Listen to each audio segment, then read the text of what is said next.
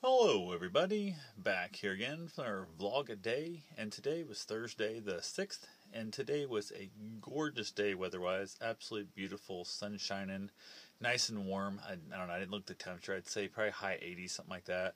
A little bit of breeze off and on, but just gorgeous day. No rain, no nothing, just absolutely beautiful. So, got up this morning, woke up way too early. My back and shoulder is out like crazy, and I didn't get to see my chiropractor, so I'm not sleeping more than probably 4 hours at best, and it's just I'm waking up in horrendous pains. It's always a fun way to go. So, went ahead, got a few things around here done, headed out to the shop, got some more stuff done, building some memorial benches for the brothers of a gentleman who lost his fight with cancer, and got them all finished up today, finally, late this afternoon.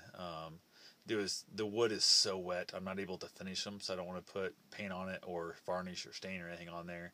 I don't know what they want, don't know where they're going to put them, and I figure everybody's got their own choice and taste. I was going to at least go ahead and like paint inside where I routed out the words and stuff, and what I put on it for like the memorial comment, and then I realized that was wet in there too, and it's even actually wetter in there because it's interior of the wood where I carved it out. So it was going to peel out. It was going to stick. It was going to be looking like crap. You got to sand it out and whatnot, and that's even more of a pain in the butt to try and sand inside of a carved section like that. So I decided to leave it alone. All the brothers that are getting them have done carpentry and woodworking and stuff. They've painted and they've stained and they've varnished, so they know how to do it. Or once the wood's dry, in a month or two, if they can, keep it underneath the cover or whatever, then I'll bring it back and I'll finish them for them if they want me to, or they can put a coating on it themselves. So that way, if they want to match the house or match a barn or where they're going to put it, they can paint it for whatever they want it to be. So went ahead, got that finished up. Just crazy, crazy busy. It was amazing how much stuff that you don't realize, like this project wouldn't have been, I mean, it wouldn't have had to be done right now, but I could have given to him whenever, but I kind of wanted to give them to him right as soon as possible. So I wanted to give them to him at the, not at the funeral itself, but as soon as the funeral's over, I'm going to give them to him afterwards, or even deliver them the next morning, which will be Saturday morning. I'll deliver them on the way down the farm. We got a family reunion type gathering going on, and we're going to, usually every year we have like a water gun fight, water balloon fight, and that kind of thing. I was hoping to build some water balloon launchers. I was going to try and get some. I'd found a design that would launch about 150 feet with good old 6-inch water balloons, and I thought how badass that would be to be shooting them from opposite sides of the house or the barn or different parts of the yard, and that would be kind of a cool little thing to do. Even if we set them up and did target practicing type thing, because I don't know if I really want to be hit by a water balloon that's being launched 150 feet. Like, that's a hell of a, that's going to have some momentum behind it when it comes down. So set up one of the old trucks or the old tractors out in the yard at the edge of the field and shoot water balloons at it, kind of thing. Even see who's got the best aim, and pick out different hay bales or something to kind of shoot. But that did not happen. I was just way too busy with everything else going on. Had a bunch of laundry to do, a bunch of dishes to wash, and just general cleaning stuff. I'm going to be gone next couple of days, dealing with that kind of stuff. So it's amazing how things get thrown back. Had 4 yards to mow today. Went out for my 10 miler. It was coming in just a little short of 10 miles, but I ended up smashing my toe on a downed limb. Hooked the toe. When the limb came up, it smashed it like crazy, and I kicked the back of my other leg. It was just a fun time when you just smash into something like that, and you end up getting yourself a nice great trip and whatever and stuff. Luckily my hands, I have a hands-free leash for my dog, so it wasn't like he was going to take off and he would have came back to me anyway. Would have been a big deal. But it's one of those things that ended up breaking, nothing like that, which is kind of cool. I thought I broke my toe. It was pretty nasty.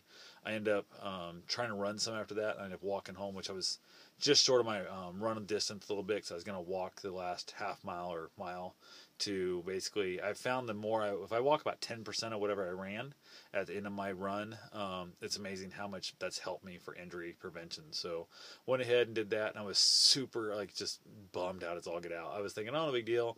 The end of the trail's right up here, so no problem at all. I've got a half mile or so left to go. I'll hop in the car and head my ass home, and I get to the end of the trail and realize that I'd ran from the house. So I had, I don't know, a long ass way to get back home. I was really not too pleased with that. I realized it was like, oh, it makes sense. I wouldn't have this many miles on if I hadn't ran from here, from the house and stuff. But it was a really disappointing moment when I popped out of that trail and I realized my vehicle was not there. I was like, oh shit. So it was kind of disappointing that way, but oh well, had a good time. Bruce was out there with me, had his cooling vest on. He did surprisingly really well. Just as I was getting back home, I was less than a block from the house, and had a gentleman, kind of holler at me, kind of wave, hey, how you doing, type thing stuff. And I just kind of threw my hand up, kind of waving and stuff and this and that. And I realized, I looked back and I realized the guy was walking kind of more towards me, and I realized more of not a just, hey, how you doing, kind of thing stuff. So I went ahead and, turned off my headphones. I had this speaker on, no headphones, I had my hydro vest on, and realized it was an old friend of mine that I hadn't talked to in a few years and stuff. Used to ride motorcycles with him, hung out quite a bit, and that kind of thing and stuff. So I went ahead and chatted with him for a while. That took a little chunk of my time, just little stuff. Was posting some things on Twitter about asking for help about the bench, which memorial thing to put on there and whatnot.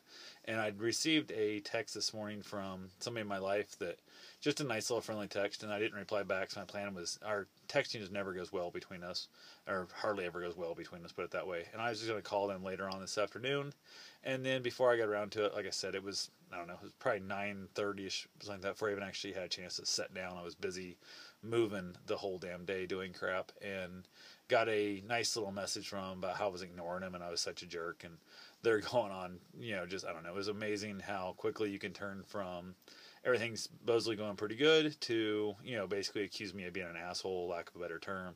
And it just, I don't know, threw me off. And it was funny because when I found it, it was ironically after I'd already called them and talked to them, and they were perfectly fine on the phone. Didn't have the guts, I guess, or just tell me how they were feeling on the phone. Instead, they just let me talk like nothing had happened. And then I see that stuff later, and I was like, oh, that's awesome. So it made me feel really super creepy when I saw it, because I'm like, I just spent, I don't know, half an hour on the phone with you, and not once was it mentioned, and it was, an hour ago you were posting crap about me online. So I don't know, seemed weird, seemed strange to me. It just, I don't know, I understand sometimes how you can claim you want only what's best and only want to look at the positives and stuff, but then yet you jump to the conclusion I'm ignoring you and being a jerk so quickly. So who knows? Like I said, I got a bunch of stuff. Had to cook some things up and stuff. Don't have all my cooking done yet. It's 1:30 in the morning. I still got some cooking to do. I could probably get it done tomorrow, but I'm in that mood of I can't sleep right now anyway. I'm so, I don't know, I'm just twisted up my mind and stuff and what's going on there. And I just don't know when you've got to realize that somebody's not willing to, I guess, just accept the fact that you care and you're there for them. And every time, like, you don't do the exact simplest thing they want, you don't act in the perfect way or say the perfect thing, they're going to jump to the fact that you're being a jerk and you're trying to push them away, or you're trying to, act out and all that kind of stuff to them. It just, I don't know, it's one of those things I just wish that people could just learn to just accept that if I'm pissed at you or if I'm mad at you or some shit, I'm going to straight up fucking tell you. I'm not the pussy ass little dude who's going to be the whole passive aggressive crap. I'm going to tell you you're being a cunt right to your face. I don't care, but who knows? Anyway, that's all I got for right now. I will talk to you guys tomorrow. Have yourself a safe and wonderful day. Thanks for watching.